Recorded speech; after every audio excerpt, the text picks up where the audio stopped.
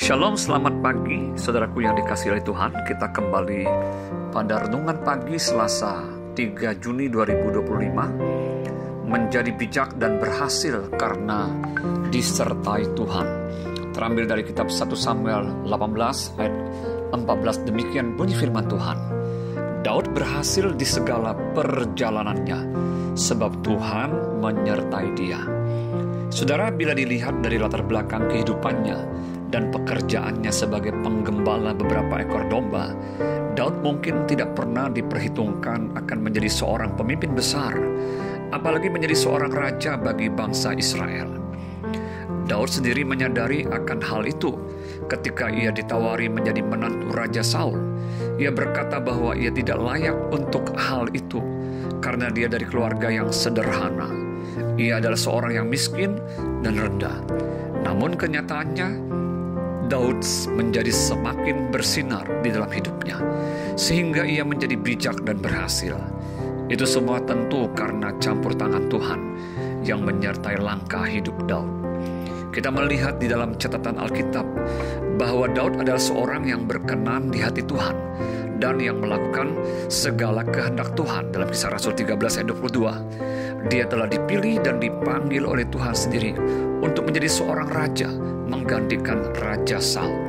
Walaupun mungkin saudara-saudaranya dan bahkan ayahnya juga sempat meragukan dia, namun ternyata dialah orang yang dipilih oleh Tuhan untuk menjadi raja atas Israel. Itu semua terjadi karena Tuhan menyertai langkah hidupnya dan Roh Tuhan berkuasa atas hidup Daud. Dalam 1 Samuel 16 ayat 13 dan 18. Sebagai seorang yang dipenuhi dan disertai Roh Tuhan, Daud telah memperlihatkan suatu karakter dan kualitas hidup yang berbeda dari kebanyakan orang.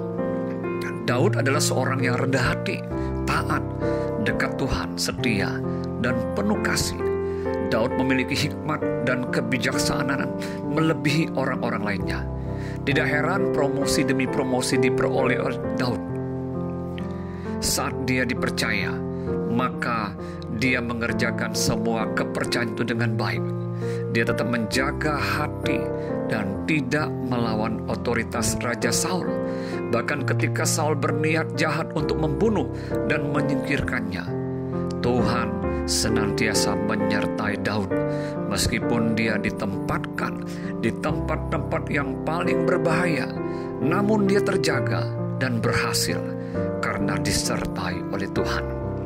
Biarlah melalui perenungan firman Tuhan hari ini, kita mau hidup kita disertai oleh Tuhan dan menjadi bijak dan berhasil. Belajarlah untuk tetap rendah hati dan taat pada tuntunan serta kehendak Tuhan. Jangan mudah menyerah dan menyalahkan situasi atau orang lain. Sekalipun kita harus melewati berbagai ujian, diperlakukan dengan tidak baik, dan diproses di dalam hidup ini. Belajarlah percaya bahwa bila Tuhan yang menyertai langkah hidup kita, maka Dialah yang sanggup untuk menopang dan membuat kita semakin bijak dan berhasil menurut kehendak-Nya. Selamat pagi, selamat beraktivitas. Tuhan Yesus memberkati. Shalom.